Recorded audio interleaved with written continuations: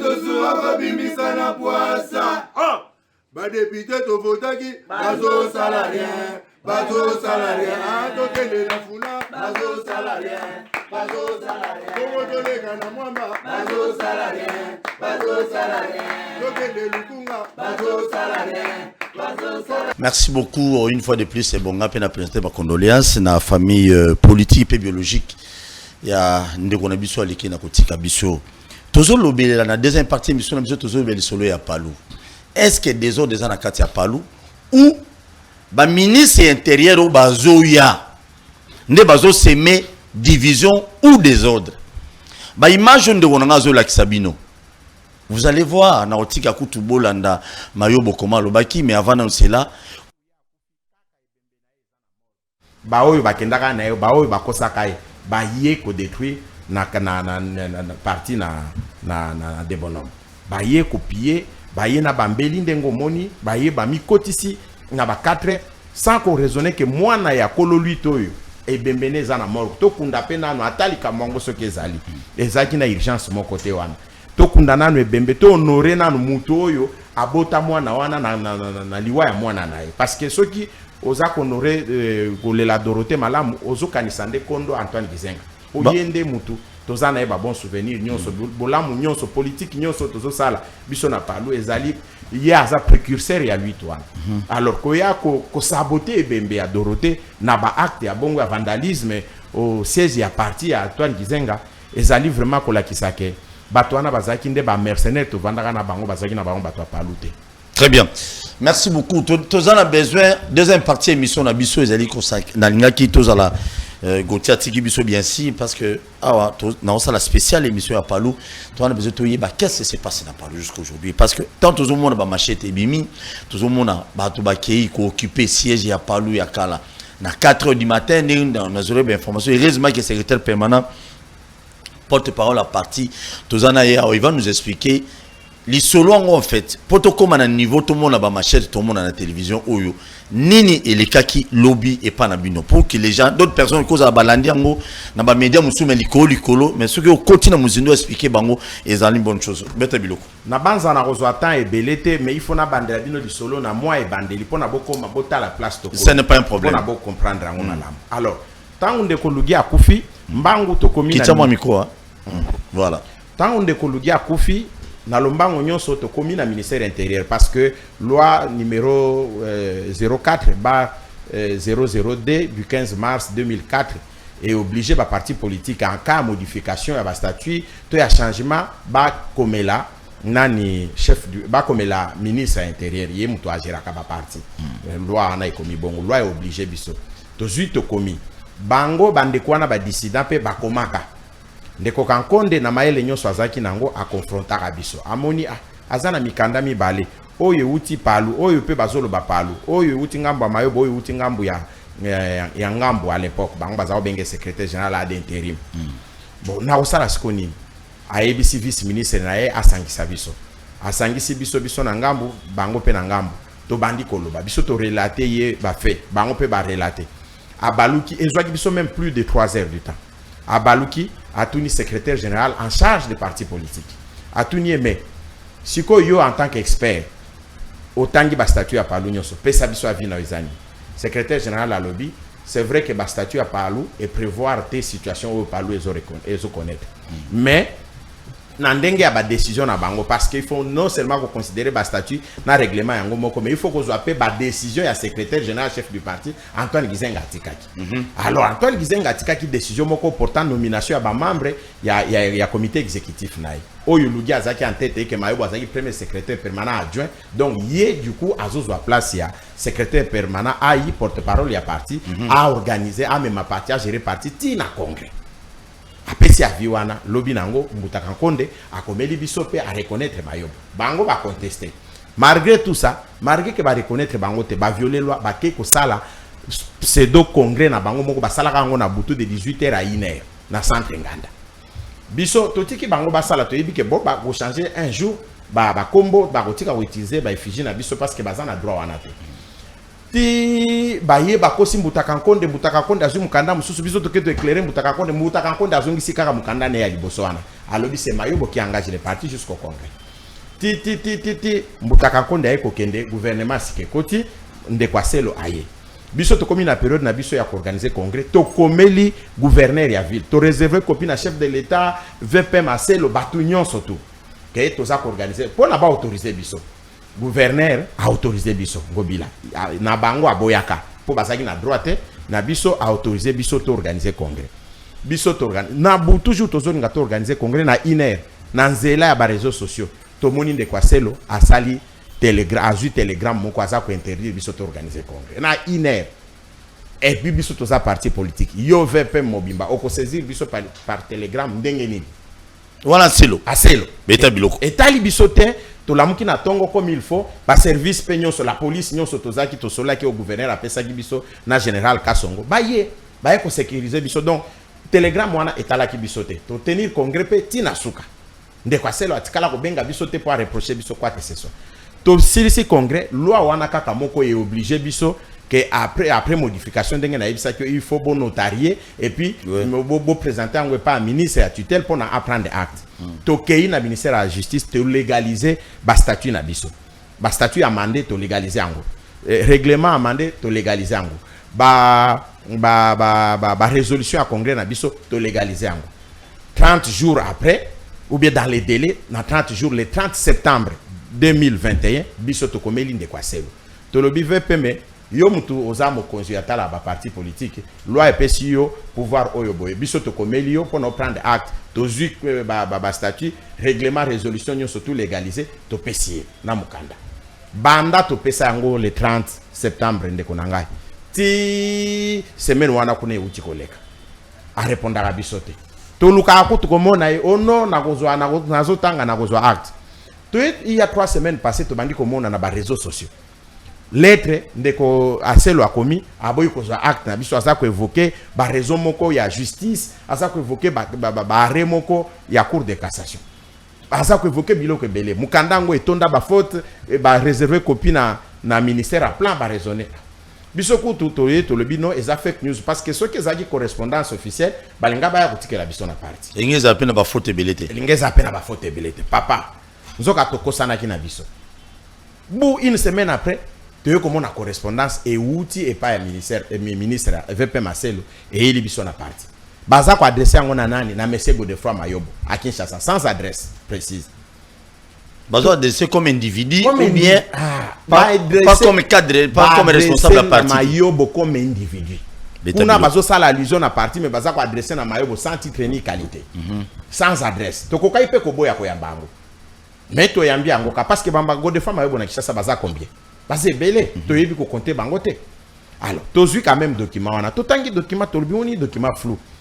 VPM aza ko avancer argument moko kuna alobi ya ko zo acte parce que cour de cassation et c'est tranché ki likambwana ba condamna ki biso kuna ba reconnaître que Ndeko Mayobo azana qualité ya ko engager palu.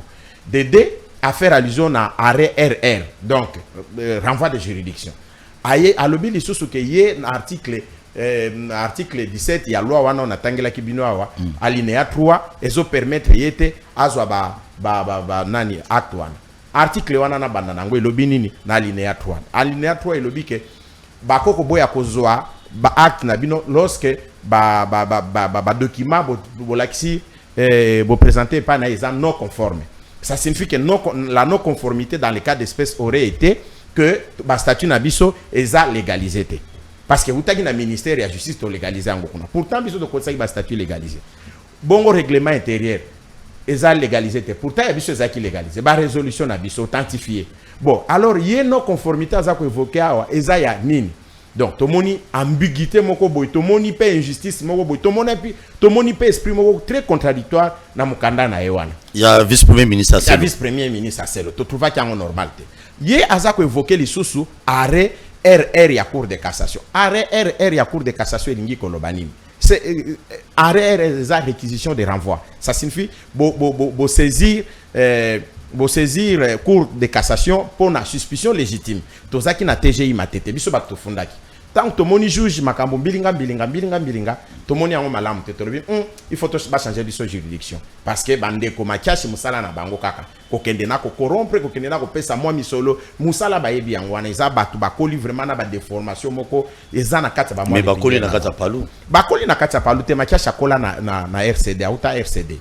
Pour ta petite histoire, oui, Mathias est militant du RCD. Mathias a outa na RCD. A outa na RCD. Oh, il y a rébellion. Oh, bah, bon, bah, Congolais na Kambinga. Oyebi papa ya Kambinga. Oui, personnellement. Na ministère, je crois, il y a régional, donc ministère des Affaires étrangères. Avant Koufa. Voilà. Avant Batinde na Équateur. Voilà, il y a militant na Ebangwana ba Mathias. Tant to koti na pouvoir na 2007 na primature ndeko muzito ake na budget ndeko muzito amoni yeke bon azali kinaye ekolo azangi musala azuye amemie na cabinet na budget à partir la cabinet à budget nde Makiashi ya kokota donc Makiashi azali ancien rebelle non eza secrétaire aza un ancien du RCD RCD wana to mibandaki na oui papa Kambinga aya na RCD non aya na RCD ba militant na ye eza ba Makiashi ba Robert Ngambi bangonde bayamba ya très bien merci beaucoup au moins ba Congolais boyo oui bangonde Makiashi aza si rebelle non auta na RCD za alors merci et ko sala que na cour de cassation biso tant que suspecté ba juge ya TGI Matete to lobi to kende na cour d'appel pour la suspicion légitime. Cour d'appel ya biso ya Matete na limité et oumeli ko répondre biso to saisir cour de cassation.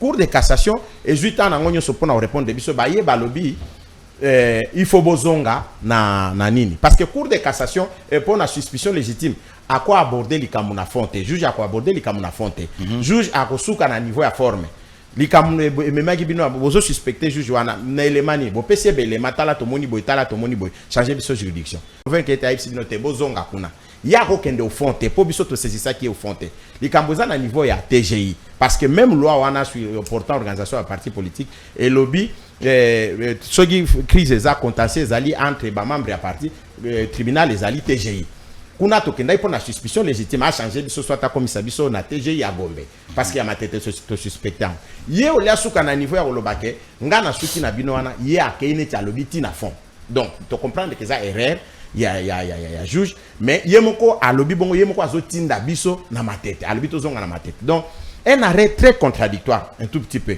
Mais objectif est ça, il y a kozonga pour ça renvoi de juridiction. Donc tozo zonga na biso na TGI na Matete, to samba isa problème. Tu auto kin maman mal sur la lobby. Fait ya lobby. Ndeko Makiashi sikoyo na arrêt ya cour de cassation wana. O ya yebi ke to samba na no fonte na likambo isa ko poser biso na ye. Na lettre ya ndeko aselo ya koboya kozwa acte na biso en faisant allusion ya cour de cassation ndeko Makiashi akei na limité na parquet kuna akei ko koluka réquisition d'informations auprès à substitut à procureur général pour na baya ko déguerpir biso ndeko batu basala droit na mboko baza ebele aussi au mona déguerpissement moko sur base ya réquisition d'informations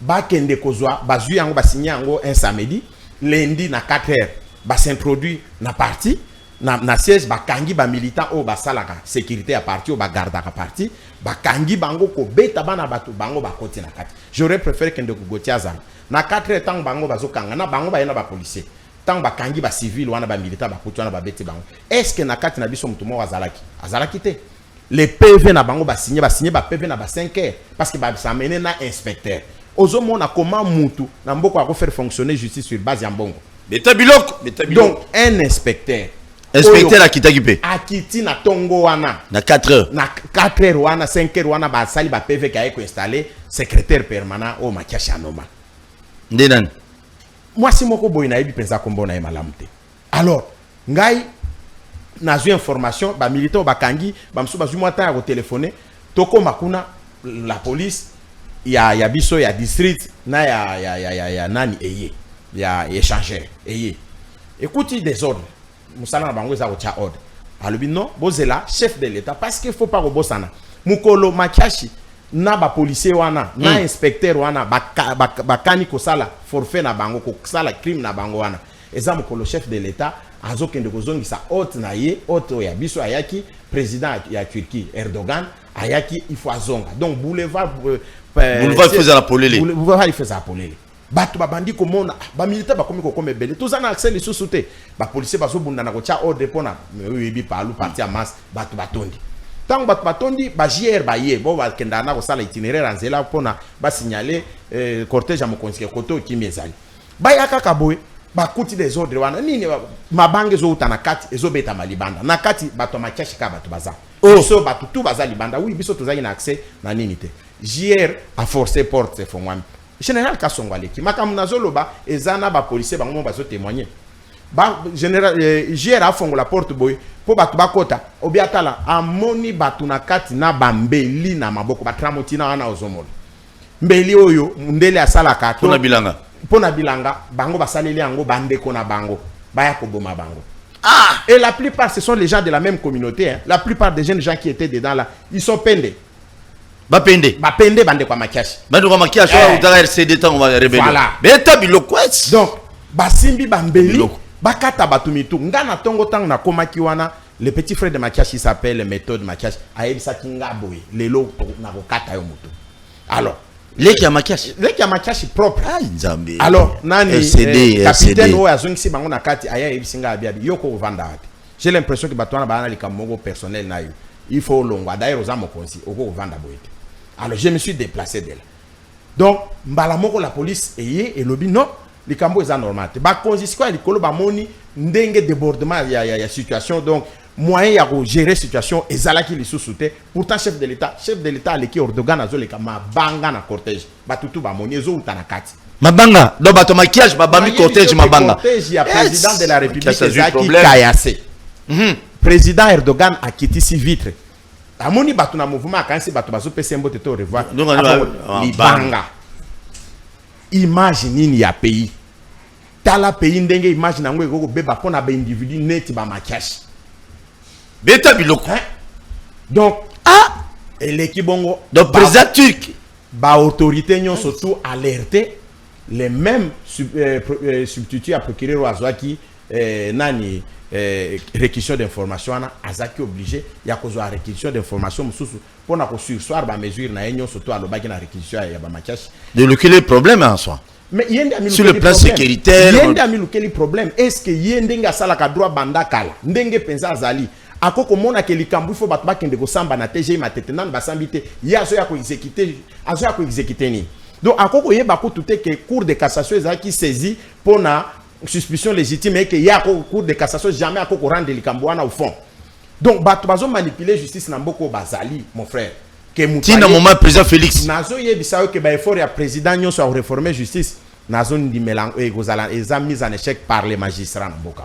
Comment un magistrat aza connaisseur ya droit ayebi droit malamu ayebi que ba saisir ye pour la suspicion légitime yazo kende ko aborder likambuti na fond oyo ba sengi ete ezalakate yo kende ko reconnaître qualité à mutu est-ce que batuni yo yango o azana qualité à engager parti est-ce que yango nde batune la kyo ba c'est ça pour mutu olobake naza na recevoir te nazo recevoir plainte na binote po zana qualité te eza TGI mutu olobango eza TGI mutu olobango même na cour constitutionnelle tant que kenda cour constitutionnelle obaki bozonga na TGI bon TGI na tozongi te na to sambite yo jugement ni nozolinga okende ko exécuter exécution même sans avertissement 4h 5h au yemba la mokobu ou installer bateau. Est-ce que ça le marqué sur le plan il y a sur le plan de droit bah il faut installer pe bateau na 4h tout ça. Non, et ça le makate ceux qui ont monique mutunda kweza ya yo okokende na butu pourquoi? Ceux qui nda kweza ya yo okosala biloko ndengwana pourquoi? C'est okokende na malembe oyebi ko za na raison. Justice ezali ezo protéger aux na raison. Mais ceux qui monique aux na raison teza muyibi. Eza muyibi wana yango nde mutetindaki bango tango bakoti colonel Freddy tango azui réquisition général Kasongo ayesuriye batindi inspecteur moko jeune aya ko fongola permanence boy abimisa batu wana ata eloko ezate ata eloko moko na parti ezate mais siko bamba bimana ondeni omoni groupe moko etelemi libanda makasi oya biso po biso tozake belé bango ndambo wana bavandi na kati bazaka na kati basimbi bambeli la police tango ekoti ebanda na koboto la bambeli. Et Botel Bambeli, mais c'est des gens très bien identifiés. Donc, il faut libérer Bango parce que la police a zobanga ke bao bazali banda baya s'attaquer na Bango. Tant ba libérer Bango bakei, ba constater ce que bata la ba bureau. Mawa. Bambeli ba botolaki Bango bazana kati bakangi Bambeli. parce que mon anaki avant. C'est plus de 100 béli. Oh, zo mon awan eza lo ya sima. Lo ya liboso eza la police échangère capitaine Mutazwa Kiango. Eza qui est belé et que oh wane bomba maki yandam de ba. Pourquoi faire ça? Rébellion tolo bana est. Yango yo po ba Congolais ba kata ba machete toto kunda ba 25% to kunda. Et loko ba Congolais ba Congomani il faut ba yeba. Non, ba politicien bo mabe. Tant le très vénérable patriarche Antoine Gizenga a eu à nommer Ndeko Makiashi na permanence à parti a remplacé Mama Laure Kawanda. Pona token de installer Ndeko Makiashi batu ba kufa plus de 10. Nandeni. Batu ba affrontement dans la police. Ba militant et belé ba boy ke Makiashi akoko ma place wana. Comme il y a autant RCD ya on ba banga. Militant et belé ba boy. Mais biso patriarche azagi vivant biso tombi photo sa décision à patriarche token de quoi kokende ko accompagner. Tala ndenge batu bakenda ekokufa. Donc Ndeko Makiashi atambola kana makila na parti alingaka koboma parti wana na makila. Voilà Makiashi. Mais yo moko monité na témoignage ya colonel Freddy ezali wana. Parce que yemo ko mutu akangi ba machette wana. Ndeko Gotia ke avant lobby aiba montage wana non c'est faux na 4 heures ngana zalaki wana te. Ou bien montage ezala ke biso to zala ba machette na kati ya parti to zela bango ba mkoloba to boma bango. Est-ce que biso to zala bango? Est-ce que biso to zala bango? Biso to zala bango te biso to yeba ke to zana conflit ya lupango na bango te biso to yebi to zana conflit bango batika ko utiliser ben signe na biso na ba drapeau na biso à parti. Eza na TGI. Pour Mama Laure a changé. Voilà. Mama Laure sala ya. So to longwe o sali ya yo. Biso to zala na bango conflit wana mais nzoka bango ba mi moni ba gangster moko boy ba bandit de grand chemin ba ya ko ma batu na mo ibongo. Alors ndo moni ke to yebisi bango ke eza état de droit o eza jungle te eza place te ke o nyonso Makiashi ako kanisa asala yango okoko sala yango pe na parti ya Gizenga te parce que Dorothée oyo zo saboter aza mwana Gizenga aza pe evra Gizenga mwana pe aza evra mutu pona nini ko honorer kaka mwana ya Gizenga te oyo bembeza lisusu na mort otika baba makelele otika baba crise ya ndengwana otinda ba rebelle nona bambeli. Donc bikambo ça déjà na maboko ya justice yemoko parce que baza très bien identifié ba vidéo ezali bato bazaki na kati na ba policiers ba accompagner ki bango na même inspecteur wana tous ils doivent répondre. Très bien. Parce qu'ils ont tout pillé ba bouki des coffres forts mbongo nyonso tout ezaki na parti EKI ba carte nyonso tout ya parti EKI mbongo oyo toteka ba carte banda to lancer nouvelle carte.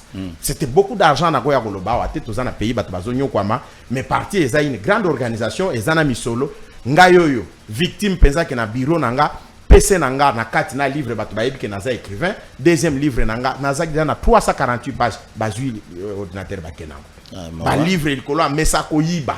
Est-ce que militant palo akozala moyibi militant palo akozala criminel ndenge to yebana na mboka oyo ke militant palo aza discipliné ata soki bokotaki déjà na ndenge mabe na 4-5 heures bokokai ko loba non biso to osimba biloko ba tuté ti OPJ ya kosala ba constat ba ya kozwa biloko na bango. Mais non, ba bandi ko buka bureau na bureau des jeunes gens de chez moi na sonia kotala mutu monieke oyo ndeko mais aza bandi azande muyibi boy. Très bien. Merci beaucoup na batu nyonso bolandi biso bo s'abonner masimu na chaîne na biso YouTube et ça qui deuxième partie émission na biso. Na yebsaka biso chaque fois bato bolandaka biso lelo téléphone na fungola te ba parti politique misusu na loba parlu na IDPS eza ba parti ya histoire o ba sali pene histoire na mboka o ba leader nango Gizenga Papa Tshisekedi ba sala boy na mboka oyo yo koti palu na 2007 ozana besoin o sala lokola ba mayobo lokola ba dovel lokola ba nanu na biso ba to ba kemba na Papa Gizenga yo kuta biftek na mesa ya toza wapi baba biloko yo likambo omoni même PPRD wana na besoin kufate na yebisa nzambe na nga PPRD kufate parce que so IDPS akatani poto bano critiquer PPRD gérera mabe bon parle pas gérera te posera premier ministre bango bazwa ni IDPS na PPRD te si au parti nous rejoint pouvoir après sur 2000 combien sur 2050 combien wana ba ça c'est référence à gestion ya IDPS. On est des personnes, voilà, tout le monde gère ma vie. C'est ce que moi je vais. Il faut, papa, histoire de Fotikala, beaucoup koufaté, bobo ma palou boité, pardon. Papa qui z'en a boundia panza, on te mora yo, on a 2007. Papa, Lilo Babu Kabani. Eza vraiment pas sinamawa. Merci pour l'occasion au Pesibiso. Yakoye Bisaba Congolais nyonso. Moni mboka oyo ezana bato bazo continuer komona yango ke ezali jungle. Ezali place hier akoko zalana moi mosolo ayebi ka ko pesa ko somba service tel et pas ministre tel, a somba service tel et pas ya général tel, a somba tel et pas ya magistrat tel, a ko koma na objectif. Bato wana nde faut décourager. Bato wana nde il faut bana mboka ba bazana conscience que o eza république eza eloko eza ko appartenir na biso nyonso que celle mubeko mutezo protéger biso nyonso celle mubeko mute bombi biso nyonso e bateli pe ba droit na biso.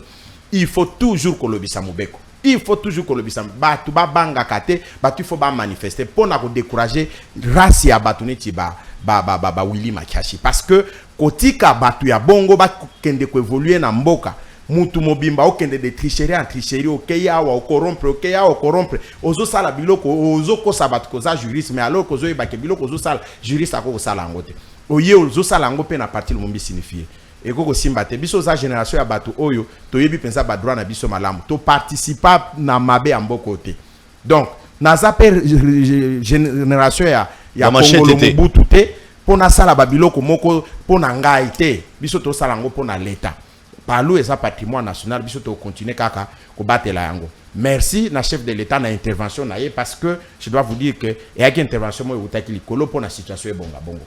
Donc mais bozongi le siège tozongeli siège ya vide eza na eloko te ba ordinateur biloko nyonso to eke to bandi via zéro mais l'état a kosala musala na epo ba responsable ba futa eloko wana responsable ali boso ezali monsieur Makiashi okofuta nyonso oyo obutindaki ba bandi na yo babuka na parti na mbongo akofuta nyonso ba preuve nyonso ezali ya bambongo mais livre ndoko ofuta te ordinateur na nga ofuta livre eza mutu na ngai livre za mutu nanga na yebisi yo kaka na regretter yango mais bis ezala kuna wana bazoi pe na bis non bis bakenda déjà na moko te basi ba yibaka bis moko bakenda nango bis bakenda nango moko ezaka disparu mais mususu wana biso to bimisa ki vi que espace za muke na parti biso to tonda ka wana tant to sala ba matinée politique to bimisa ka yango to garda yango so yikutu bakuta yango balinga pe batumba yango parce que batu bazo tumba ba yibi nyonso bakuyibi na ba livre mais bazui ole bazwa bakende otanga ngo babaluki na simanda ko babandi ko tumba. Merci beaucoup maître. Merci beaucoup s'abonner massivement à la chaîne sur YouTube. Bakinoa Balobi TV, maître Célestin Ngoma, secrétaire permanent porte-parole et à parti à Antoine Kizenga, paix à son âme. Voilà, papa Nassama Belé. Bon, on a rebené Koko Nabiso Nassama Belé, héros à mon aba film. Eux les gars, bato RCD, bakomi quoi agressé par l'eau. Aroti kapé bango bongo te ako intervenir kaka. A banda o faire. Ako yepé grand chef coutumier. Bi mêlé na butu. Vous se préparer pe na molimo. Ba gizenga ona mbutu ayebi ba force tata nga molili. Merci beaucoup les partis politiques. Bozo bundana lelo. Est-ce que bozo préparer libumu ya Congolais à 2023? Koli a komela kolala ya politicien en 2023. Makiasse se préparer. Binunion dans l'ensemble préparant. À tout à l'heure à 16h. Merci.